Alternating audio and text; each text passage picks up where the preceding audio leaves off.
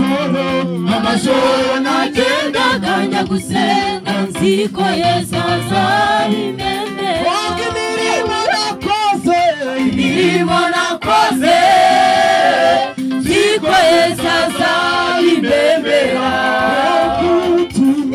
ubutumwa nabwirije nziko Yesu azabimembera abarwayi nasuraga nk'abasenge nziko Yesu azabimembera amajoro nagendaga njya gusenga nziko Yesu azabimembera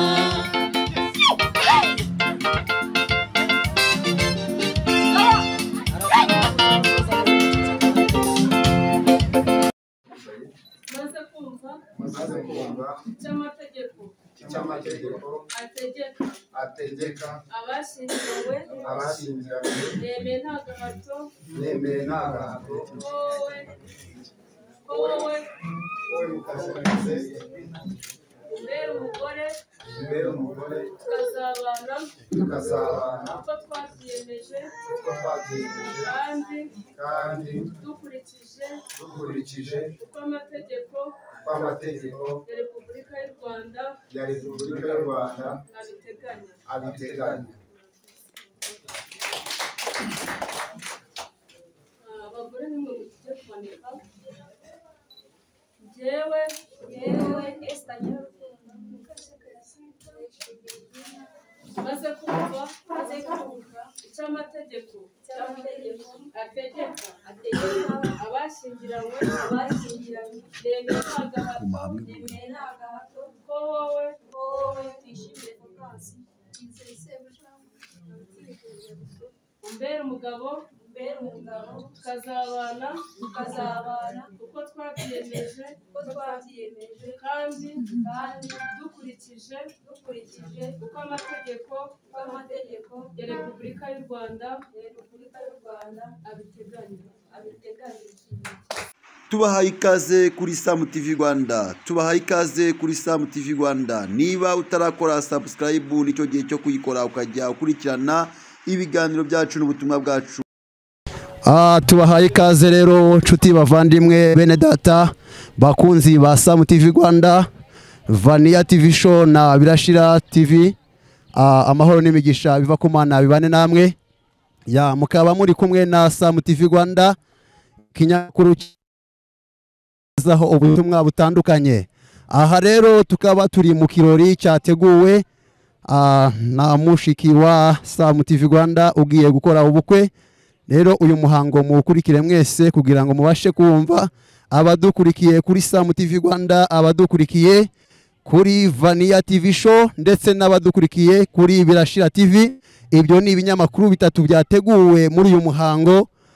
Rero tubahaye ikaze aho muherereye, abaherereye mu gihugu cy'u Rwanda, Uburasirazuba, Amajyaruguru, Amajyepfo, Iburengerazuba n'intara ya gatandatu diaspora. Ndabashuhuje mu izina ry'umwami wacu Yesu Kristo. Amahoro n'imigisha biva ku Mana bane namwe. Rero tubahaye ikaze na karibu mukurikire mwiyumvire icyo Imana yateguye. Mukurikiye mwiyumvire icyo Imana yateguye. Rero dukomeza mu muhango w'ubukwe nk'uko mubibona. Murabona abasaza barategereje kugira ngo bahabwe ibyicaro byabo bajyemo bicare. Rero dukomeze twumve kandi turebe, mwitegereze neza. Muramubona Birashira TV uburyo ari gukatakata mu bantu, arimo apanga gahunda nka MC. Nanjye nkaba ndi MC wa YouTube channel ziri hano, Vania TV show, Sam TV Rwanda ndetse na Birashira TV. Na Birashira rero akaba murabona kari gukontorora agenda mu bantu ndetse akomeza gufata ijambo. Murabona rero ko abantu bari kujya mu myanya yabo barabategereje ko bicara. Murabibona ko rero bimeze neza mu murenge wa Mahama, akarere ka Kirehe, akagari ka Munini. Aha ni mu mudugudu wa Remanyundo niho habereye ikirori. Abantu bose murabibona ko barangaguza amaso bareba aho umukwe yabageze cyangwa se umugeni. Dukomeze rero dukurikire turebe aho muherereye mu bihugu murimo, Canada, Amerika, abaherereye mu Bufaransa, Denmark, Zambia, Malawi, abari Tanzania, Uganda ndetse na Kenya, namwe muri mu gihugu cy'u Rwanda mwese mukomeze mukurikirane ibi birori. Ibi ni ibirori ni ibirori bikomeye cyane. Rero uyu akaba ari mushiki wanjye nkuko mubona, abo baratangiye n'abasore batambutse, muramubona muko yamaze kugenda n'abamwambariye barimo baragenda bose bagana mu bwicaro byabo, n'abandi bose bagana mu bwicaro byabo. Mukomeze mwitegereze cyane, murabibona ko bimeze neza cyane cyane cyane. Abo n'abana batoya, iyo ni moto nayo yatashye ubukwe, murabibona uwo ni nyirabukwe aho mubona hagati wambaye akantu ku kaboko, akaba ari nyirabukwe wa Esteri. Abo n'ababyeyi bamushagaye bari kumwe nawe. Rero dukomeze dukurikire mukurikire cyane, murabona ko babwiye ati mwegere imbere mutambuke mugere mu byicaro byanyu. Dukomeza twirebera ibirori byacu uko bimeze, tubibereka mwese ngo murebe. Icyo mubona kiri guhinguka ni ikidara cy'amashitingi. Ayo ni amashitingi aba yakoreshejwe mu bukwe bw'iwacu i Mahama, aho dukoresha ubukwe gakondo. Muraza kubona n'ikiduke cyangwa se ikidomora abantu bashizemo ikinyobwa cyitwa ubushera. Icyo ni igisharagati mureba, ayo ni amashitingi. Murabona ko abasaza baba babukereye nabo bajya gufata ibyicaro bitandukanye. Mukomeze mukurikire Vania TV show, Sam TV Rwanda ndetse na Birasha TV. Dukomeza murabona ko MC aba yakiriye nawe mikoro. Dukomeze rero, dukomeze twumve kandi turebe. Ibi ni ibirori rero bikomeje twese twishimire ibirori by'abana bacu. Murabona ko rero iwacu i Mahama ibintu bimeze neza. Murabona ko igisharagati cyari kimeze neza. Ayo mubona na amashitingi ndetse na decoration idasanzwe. Murabona decoration idasanzwe yo mu giturage, akaba ari yo ngiyo. Dukomeze rero, dukomeze twirebere ibirori by'abana bacu. Rero murabibona ko abantu barimo baricara, ibintu bimeze neza. Mwakibonye ikidomora kirimo ubushera ibikombe ngibyo, ameza ngayo, abasaza baricaye ndetse n'abakecuru baricaye. Murabona ko umusaza mukuru nawe amaze gufata ibyicaro. Rero tukaba dukomeje twumva ibirori by'abana bacu. Reka rero dukurikire aho muherereye, mukomeze mukurikire. Ni Sam TV Rwanda, Vania TV show ndetse na Birasha TV. Ayo niyo macano aka kanya arahangaha. MC wayo umunyamakuru Sam TV akaba ari we uri kubagezaho aya makuru, uri kubagezaho ibi biganiro, uri kubagezaho aya mashusho mureba. Turi kumwe rero n'umunyamakuru wa Vania TV show, akaba yitwa Shingiro, akaba ari uri ku buhanga bw'ibyuma kuri kamera, ndetse akaba afashijwe n'undi bita Mugisha. Ayo ni amakamera rero yateye imbere yanyu, ndetse muri kumwe n'aya macano. Uwo mubona ni umukwe, uwo wambaye ikote ridasa n'andi makote ni umukwe. Murabona kabakanwa neza, imbere ye habari ikinyobwa. Muramubona uwo uri iruhande akaba ari mukuru we wamubanjirije, ndetse abo bapare murabona ko ameze neza. Murabona abo mubona ufite mikrofone akaba ari se wa Sam TV Rwanda, ndetse na nyina bicaye aho ngaho. Imbere yabo hateretse Bibiliya ndetse n'ikinyobwa. Mukomeze mukurikire Sam TV Rwanda ndetse na Vania TV show, mukurikirana Birasha TV. Dukomeza rero ibirori birakomeje. Muri kumwe na MC Sam TV. MC Sam TV murabona ko rero ibintu bimeze neza cyane.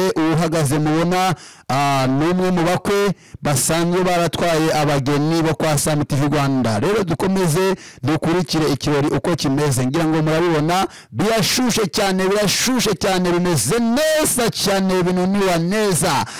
Dufashwa kandi dusenga, ibi byarasengewe, twarabisengeye. Niyo mpamvu mubona ko ibi birori biri kuba, uyu muhango uri kuba kuko twarawusengeye. Rero Imana ishubije amasengesho yacu, rero mukomeze mukurikire ibirori uko bimeze. Mukomeze mukurikire ibirori uko bigize uko bimeze. Mukomeza mwitegereza neza. Murabona ko hari ababyeyi bakenyeye neza, babukereye, imisatsi bayikoze. Ibintu bimeze neza cyane. Abasaza murababona aba biteguye ikirori. Abasaza murababona bo mu giturage aho ngaho i Mahama.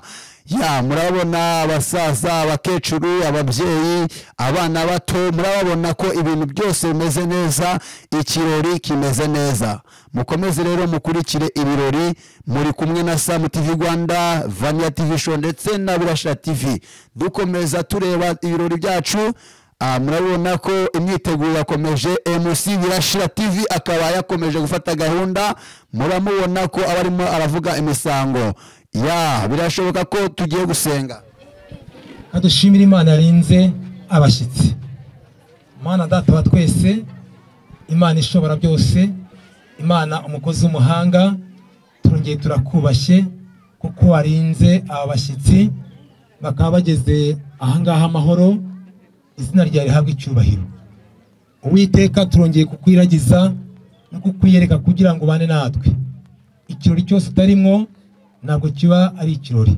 turakuraritse nguze we muri kino kirori kandi ubane natwe gahunda zose kuri gahunda ziberwe nawe ata turagushimiye kuko abarinze ukomezwa bw'icyubahiro data ngaho komezwa natwe byose twibonere umugisha ni mu izina ryawe Yesu tubyambaje twizeye amen reka twicare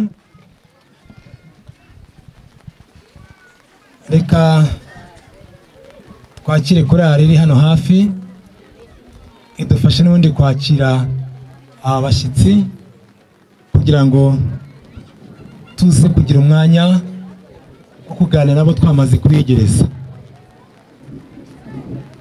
korali ndi hano ndabona korali rubyiruko hano nitwakiriye abashyitsi vuba yihuse n'indirimbo yateguye kugira ngo dukomeze tugende neza n'akavura ko kagiye kutugeraho tujye dukurikirana neza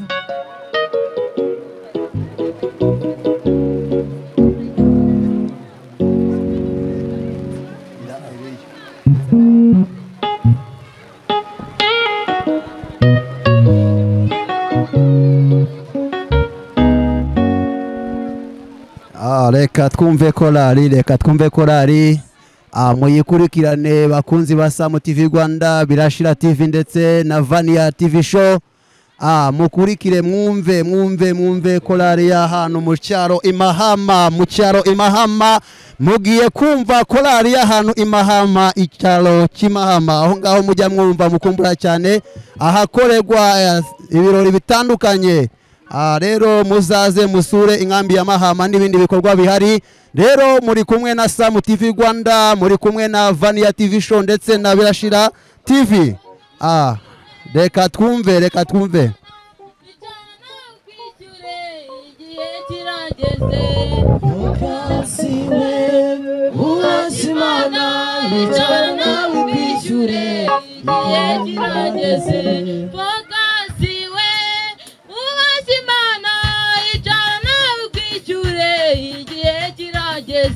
Fokasiwe uwasimana icara nawe kwishure igihe nticyageze Fokasiwe uwasimana icara nawe kwishure igihe kirageze Fokasiwe uwasimana icara nawe kwishure igihe kirageze Imana yawe iguhaye ziteri icara nawe kwishure igihe kirageze uwasimana icara nawe kwishure igihe kirageze icara nawe kwishure igihe kirageze icara nawe kwishure abakurikirana cyangwa se ubukwe n'imvura mabona ko imiragwa rwose abaririmbyi ngo icyo tuze igihe kirageze tuze igihe kirageze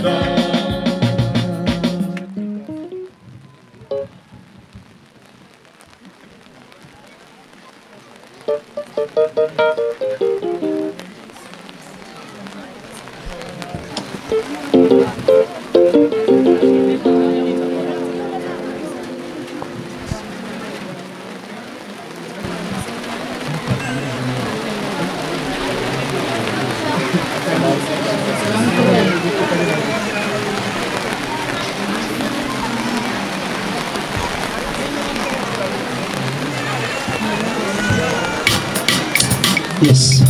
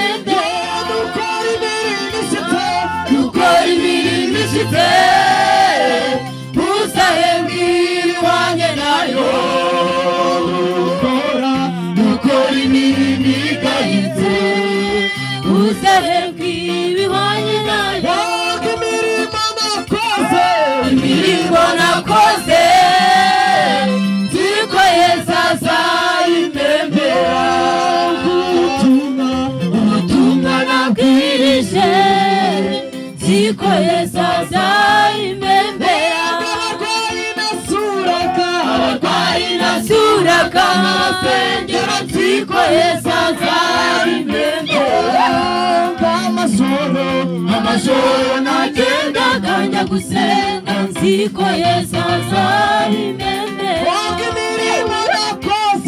imirimo nakoze nziko Yesu azabimembera ubutumwa nabwirije nziko Yesu azabimembera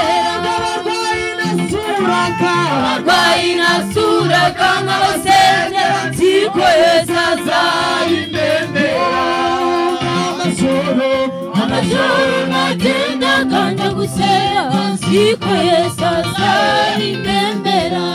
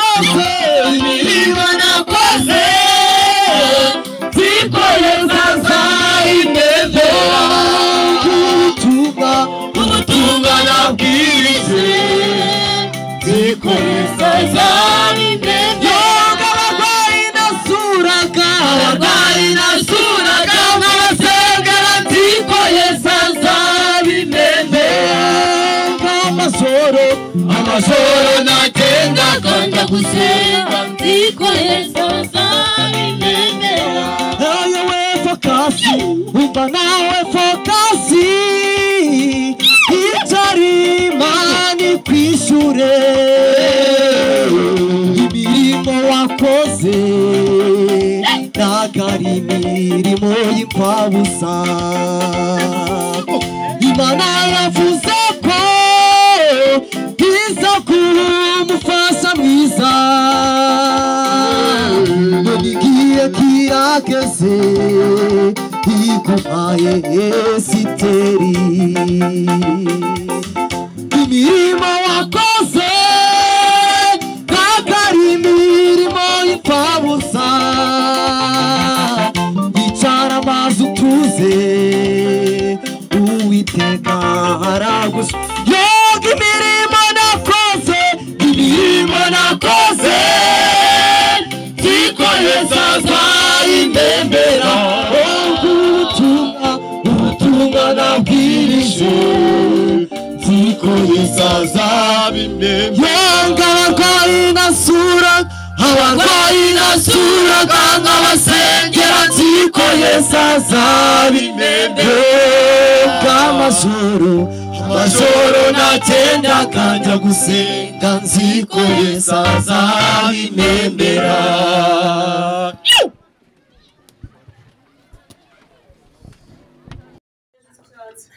baza kumva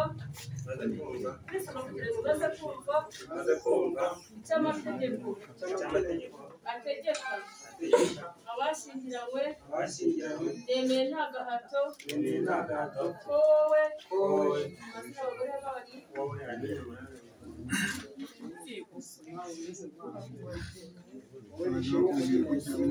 umugore tukazabana uko twabyemeje kandi dukurikije uko amategeko Repubulika y'u Rwanda abiteganya.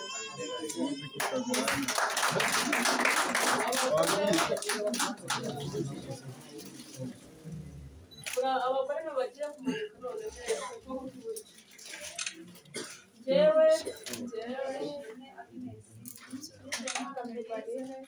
maze kumva icyo amategeko ategeka abashyingiranywe yemeye nta gahato ko wowe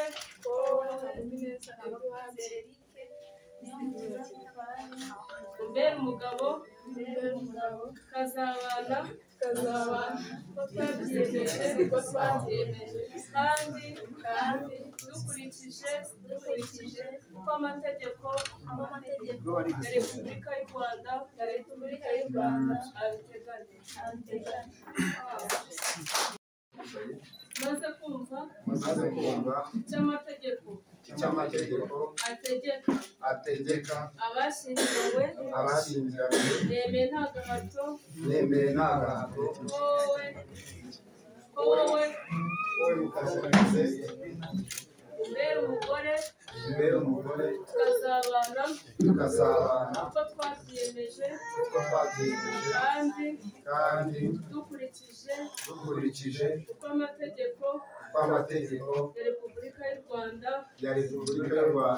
abiteganya.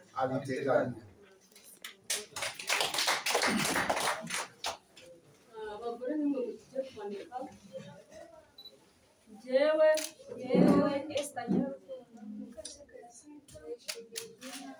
maze kumva icyo amategeko ategeka abashyingiranywe yemeye nta gahato ko wowe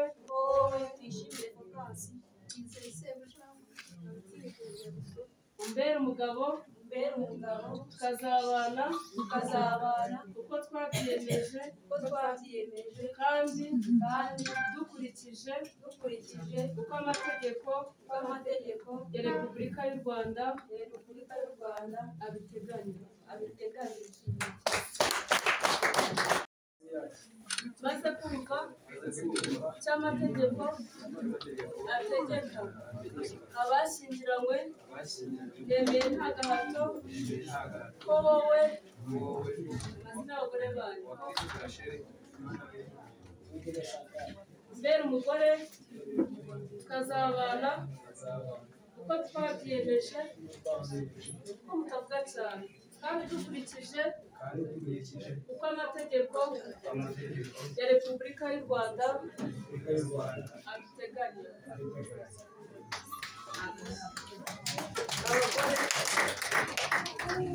Mwabafashe indabyo abagabo nta kibazo. Jewe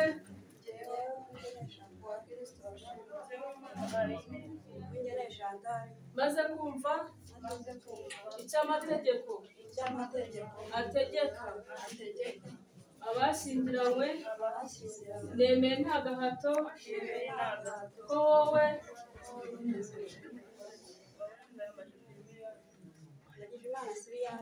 umbera umugabo tukazabana uko twabyiyemeje kandi dukurikije uko amategeko ya Repubulika y'u Rwanda abiteganya.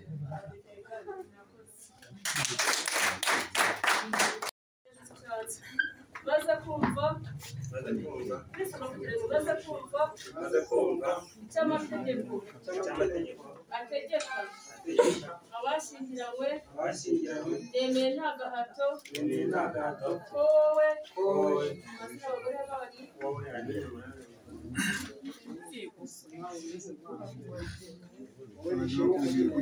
umbera umugore tukazabana uko twabyiyemeje kandi dukurikije uko amategeko ya Repubulika y'u Rwanda abiteganya.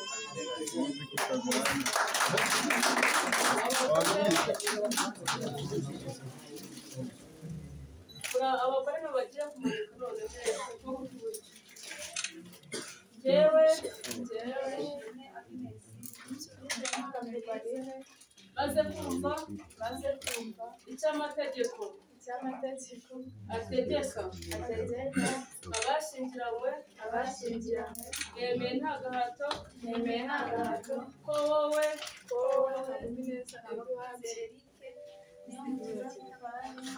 umbera umugabo kazabana ko twabyiyemeje kandi dukurikije uko amategeko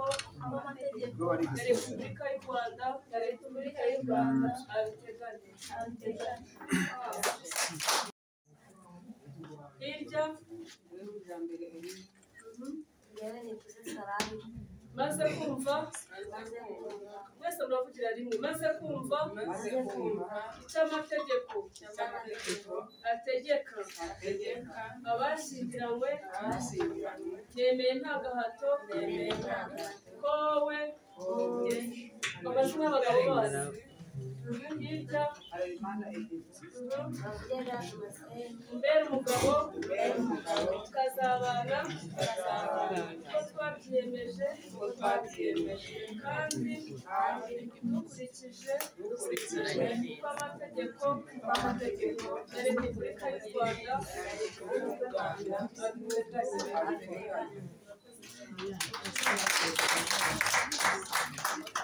shingiye kandi ku bubasha mpabwa n'amategeko yemeje ko kuva uyu munsi bashyingiranywe nk'uko amategeko abiteganya. Abakozi rero